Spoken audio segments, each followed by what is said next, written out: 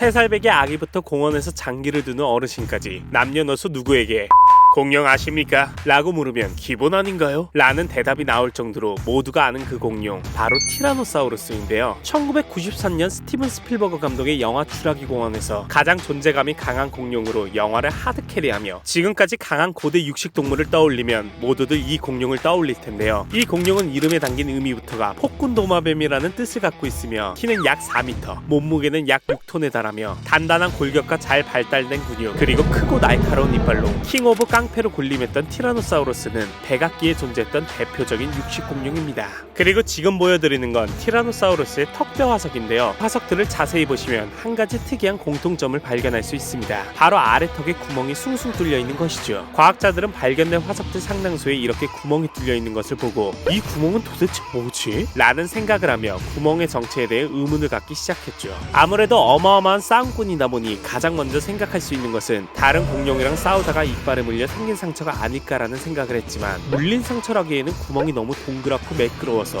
과학자들이 더 큰 고민에 빠졌다고 합니다. 그러던 중 2009년 이 고민거리를 해결시켜줄 만한 놀라운 논문이 발표됐는데요. 그 논문에 따르면 티라노사우루스의 아래턱뼈 화석에 있는 구멍들이 기생충에 감염된 흔적이라는 충격적인 결과가 담겨 있었습니다. 놀랍게도 이 추론은 비둘기와 같은 현생조류에서 힌트를 얻었다고 해요. 전염성 질병인 트리코모노시스에 감염되어 죽은 새들의 뼈를 보면 티라노사우루스의 턱뼈에 난 구멍들과 부위 및 형태가 정확히 일치했다고 합니다. 특히 구멍들의 부드러운 윤곽선과 구멍들이 주변의 뼈와 합쳐진 모양이 정말 비슷했다는 것이죠. 현생 조류에게 감염되는 트리코모노시스는 일종의 기생충 질환으로 오늘날 새들을 괴롭히는 대표적인 질병이라고 할 수 있는데 이것에 감염되면 눈이 심하게 부어오르며 감염이 더 심해지면 턱 주변과 목 안쪽, 더 나아가 뼈에도 심한 손상을 일으켜 음식을 먹는 것도 호흡을 하는 것도 힘들어진다고 해요. 에이, 그래도 공룡인데 비둘기라 이라는 생각으로 비둘기보다 엄청나게 큰 공룡이 기생충에 감염되어 뼈가 뚫렸다는 게 말도 안 되는 이야기인 것 같지만 트리코모노시스 말고도 다른 기생충이 공룡똥 화석에서 발견됐다고 합니다.